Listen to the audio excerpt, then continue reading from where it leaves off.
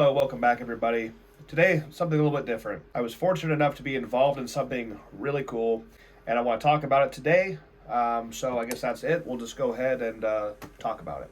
A couple of weekends ago, Rob Frell and Tiffany came down and they brought some experimental prototype barbells. So over the course of the last 2 years, I've gone from benching in the 12s to benching in the 13s to July of last year where I benched the 1,401 pounds. My current barbell of choice has been the F8 Sportcraft barbell, advertised as being one of the strongest barbells ever made. This is the same barbell that I used to bench 1,350 last February as well as the 1,400 in July. The barbell has performed flawlessly when I was in the weights in the 1,200 pound range and then into the 13s. When I got up to the 1,400 pound mark, I started to experience some problems. You can see what happens to the IPF squatters that are in the 9s or 1,000s when they walk weights out. Blade Sumner is a good example.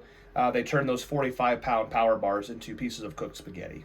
If we look really close at that 1,400, if we zoom in and watch the bar coming down, you can see what I'm talking about. Any small reverberation, any small movement that I make while under that load is going to cause a ripple effect throughout the barbell. It's going to oscillate, it's going to whip, and that causes some problems. It's not a matter of simply loading the weight on the barbell and doing a competitive bench press.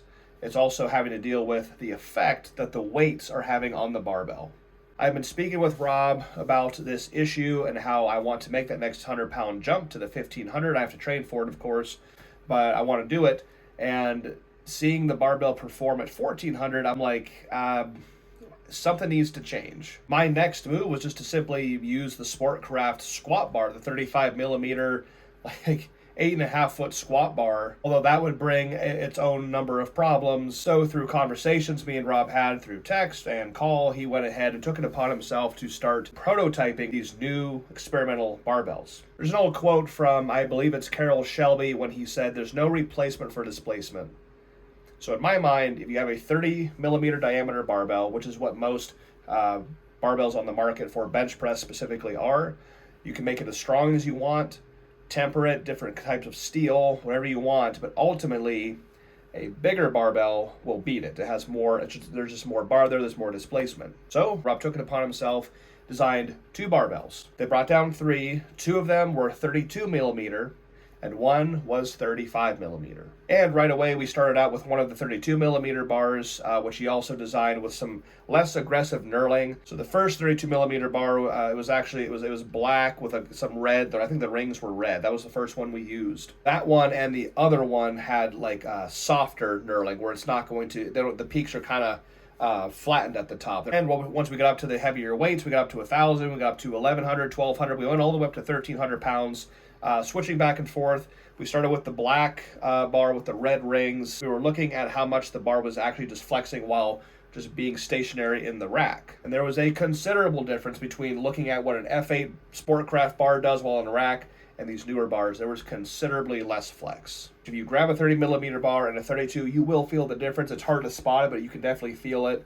That proved to be awesome. They were not flexing almost at all. It just felt so cool to be able to handle weight that normally causes a bar to oscillate sometimes, and have that not happen. Now we didn't get to play with the 35 millimeter bar. The following week, we decided to work with that one. So my top weight for the day was a full range 1175. While the bar was sitting in the rack, it was almost completely straight. It could have just been an empty bar. You would have known the difference.